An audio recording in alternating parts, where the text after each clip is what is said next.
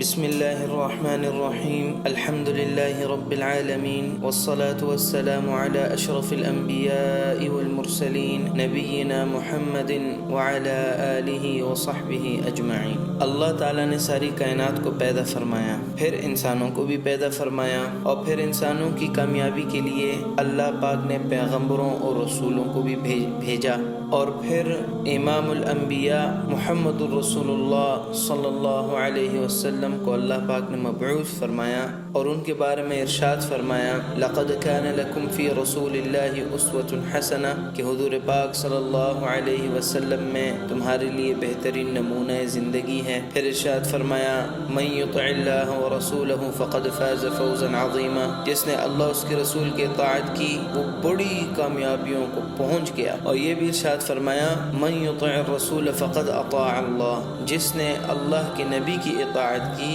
اس نے اللہ کی اطاعت کر لی۔ پھر اللہ پاک نے کچھ ایسے لوگ پیدا فرمائے جنہوں نے ان تمام باتوں کے اوپر عمل کر کے دیکھا، اور تاریخ اس بات پہ گواہ ہے، دنیا اور آخرت کی کامیابیاں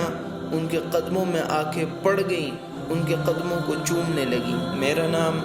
محمد الیاس بنگش ہے، اور میرا کام اس خاص جماعت کا تعارف کرانا ہے، ان کی پہچان کرانا ہے۔ اس جماعت کا نام صحابہ کرام رضوان اللہ تعالی علیہم اجمعین ہے۔ ہم میں سے کوئی شخص ایسا نہیں ہوگا جو کامیابی نہیں چاہتا، ہر انسان ہی کامیابی چاہتا ہے، اور یہ عقل کا بھی تقاضا ہے کہ جسے کامیابی چاہیے وہ ان لوگوں کے پیچھے چلے گا جو لوگ کامیابیاں حاصل کر چکے، وہ ان راستوں کو چلے گا جن راستوں سے کامیابیاں ملتی ہیں، اور یہ فارمولا اللہ پاک نے ہمیں عطا فرمایا۔ السابقون الاولون من المہاجرین والانصار والذین اتبعوهم بإحسان رضی اللہ عنہم ورضوا عنہ، کہ مہاجرین اور انصار تو کامیاب لوگ ہیں ہی، جو بھی ان کی اتباع کرے گا اخلاص کے ساتھ رضامندی اور کامیابیوں والا پروانہ انہیں بھی مل جائے گا۔ تو جو چاہتا ہے کہ اللہ اور اس کا رسول اس کے اوپر فخر کرے وہ خود کو صحابہ جیسا بنا لے، جو چاہتا ہے کہ دنیا کی کامیابیاں سمٹ کر اس کے قدموں میں آ جائے وہ کرے جو صحابہ نے کیا، جو چاہتا ہے کہ دنیا اور آخرت کی عزت اس کو مل جائیں وہ خود کو صحابہ جیسے بنائے، وہ کرے جو صحابہ نے کیا، کیونکہ صحابہ وہ لوگ ہیں کہ جن کے بارے میں اللہ نے فرمایا وَكُلًّا وَعَدَ اللَّهُ الْحُسْنَى، سب کے ساتھ اللہ نے کامیابیوں کا وعدہ کر لیا۔ صحابہ وہ لوگ ہیں جن کے تعارف میں اللہ پاک نے ارشاد فرمایا محمد الرسول اللہ والذین معه اشداء علی الکفار رحماء بینہم تراہم رکعا سجدا یبتغون فضلا من اللہ ورضوانا سیماہم فی وجوہہم من اثر السجود ذلک مثلہم فی التوراة ومثلہم فی الانجیل کزرع اخرج شطأه فآزره فاستغلظ فاستوى على سوقه يعجب الزراع ليغيظ بهم الكفار وعد الله الذين آمنوا وعملوا الصالحات منهم مغفرة وأجرا عظيما۔ یہ اللہ نے صحابہ کے بارے میں فرمایا، صحابہ کا تعارف کروایا کہ یہ کافروں کے مقابلے میں بڑے سخت ہیں، آپس میں بڑے رحیم اور نرم ہیں، تم انہیں رکوع کرتا ہوا تم انہیں سجدے میں پڑھتا ہوا دیکھو گے، یہ اللہ کی فضل، اللہ کی رضا، اللہ کی خوشنودی کو ڈھونڈنے والے ہیں۔ سجدوں نے ان کے چہروں میں ان کے ماتھوں پہ نشان بنا دیے، ان کی مثال تورات میں آئی ہے، ان کی مثال انجیل میں آئی ہے، اور مثال کیسی آئی ہے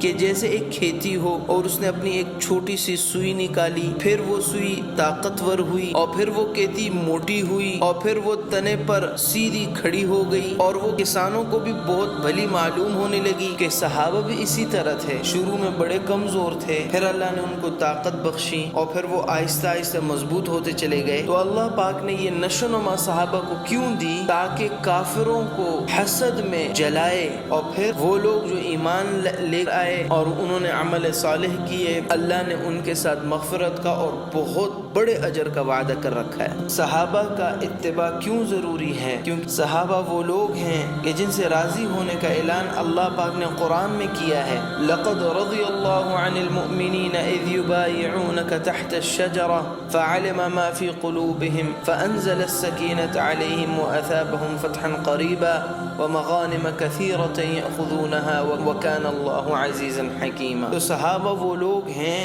کہ جن کی تعریف اللہ نے بار بار قرآن میں کی ہے، بار بار قرآن میں کی ہے۔ رجال صدقوا ما عاهدوا الله عليه فمنهم من قضى نحبه ومنهم من ينتظر وما بدلوا تبدیلا، کہ یہ وہ لوگ ہیں کہ جنہوں نے اللہ سے جو وعدہ کر رکھا تھا انہوں نے اس وعدے کو پورا کر دیا، اور اس میں سے تو بعض شہید بھی ہو گئے اور بعض ایسے ہیں